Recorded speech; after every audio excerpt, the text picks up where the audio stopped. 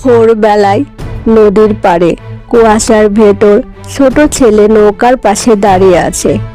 তার হাতে পুরনো একটা খাম, খামের উপর লেখা যদি আমি না থাকি। নদীর মাঝখানে খাম খুলে ছেলেটা পড়া শুরু করে। আমি জানি তুই অপেক্ষা করতে পারিস না, তবুও একদিন থামবি। ছেলেটা চিঠি পড়া থামিয়ে চারপাশে তাকায়। নদীর পানি শান্ত।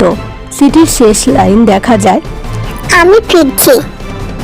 সকালে নৌকা ভিড়ে ঘাটে দূরে একটা মানুষ দাঁড়িয়ে, ছায়ামূর্তি, হাত নেড়ে ডাকছে।